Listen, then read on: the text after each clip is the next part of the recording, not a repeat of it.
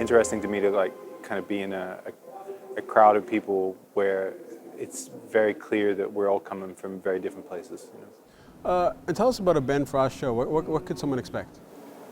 I guess what I'm trying to do, I think, is to, you know, first and foremost, to kind of like challenge myself in those situations. Like my live shows are very unscripted. You know, there's not a lot of, in fact, there's no playback. It's not, you know, like I'm not following a sort of a linear narrative. So you're playing off the crowd, I imagine. Well, I'm very much just playing off like the way I've sort of set my technology up is that it's thrown a lot of wild cards at me. Like I have to interact with it.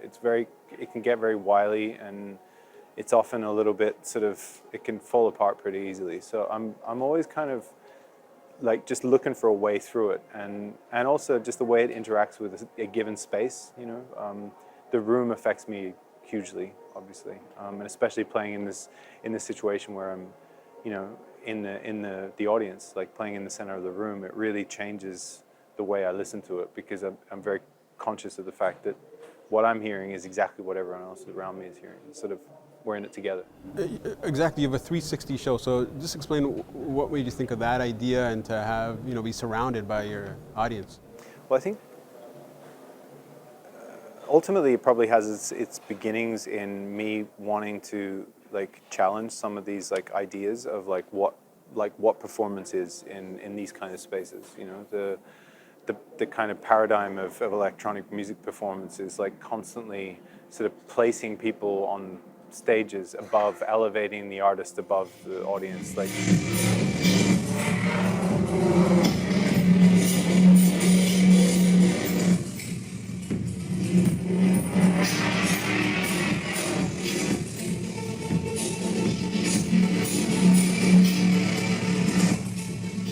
it's always about kind of making this like delineation between the audience and the performer.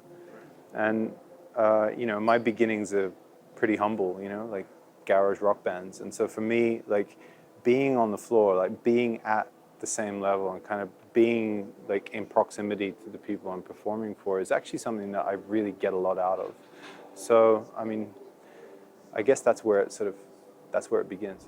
So talk about those humble beginnings. When you listen to your music, you hear kind of like black metal and punk, but I mean, what are your musical influences? Well, yeah, definitely that, for sure. I listen to a lot of stuff. I mean, I think, you know, I try to keep my ears open to whatever I can find, whatever kind of resonates with me, as long as it kind of has like an emotional core to it, something that is obviously connected to itself. Yeah, it will get my attention. You know? Now you said I keep a roof over my head by making very questionable music. What is it about your music that's questionable? Well, look, you know, I mean, you'll be waiting a long time to hear the bass drop in my music. A lot of the time, it's look. I'm just trying to make something that kind of that feels new, that feels dangerous to me, and that ultimately is like keeping me kind of moving forward. The fact that I have an audience that's willing to go along with that is a constant source of fascination to me. Your first EP dropped in 2001, Music for Sad Children, but since then you've moved from your homeland of Australia to Iceland. Why Iceland? Well, that's the big question. I don't know. It just seemed like a good idea at the time. You know, I was very young. We're talking 15 years ago now at this point. You know, I spent my entire adult life as an Icelander, and I'm very proud of that. You know, I don't know, these kind of,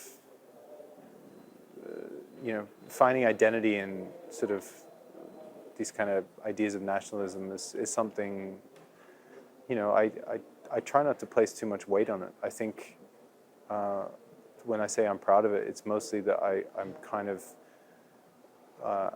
I feel very feel very privileged, and I have a lot of gratitude for the fact that I've been able to kind of move through the world freely, where so many people can't. And I think that that's something I try to stay conscious of and keep at the front of my mind, and that certainly drives my work. It seems like all over the world we're talking about nationalism, borders, and who can come here and who can't come here. I mean, it's crazy. It's a crazy time.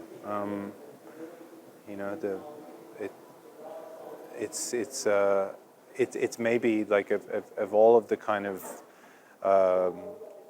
you know, all of the kind of current political climate, which is kind of hammering down on people, like in, you know, like conflict zones, obviously. But I think the long tail of all of those stories is the lasting trauma of these situations is that we're breaking up families. You know, people are not able to see one another, and I think that that's something that's not talked about enough.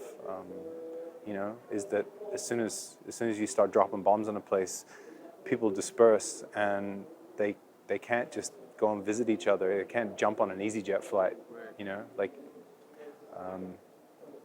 yeah. So is it refreshing when you go to your show and you see a diversity of ethnicities and faces and Of course, and moreover, I think it's like I kind of see it as like a responsibility to keep pushing into spaces where it is kind of it's less easy. Like it's less of a given that there's going to be, you know, international music being performed there. So you've composed the score for a Palme d'Or nominated film. You've also done the scoring for a few television series as well. What do you enjoy about that part of your work? I guess the storytelling, like responding to an idea, responding to the emotional crux of a story, and just going, okay, this is what this thing is about, and then just taking that idea and running with it. You know, I don't like to work to picture. It's not something that really I get a lot out of. But what I do get a lot out of is the idea of collaboration and conversation, and kind of feeding off the idea of another inspired person. You know, like a director, and just going, okay, I'm gonna take that idea you've given me, and I'm gonna see where it takes me. Thanks, man. Really Cool. appreciate your Hey, time. thank you. Cheers.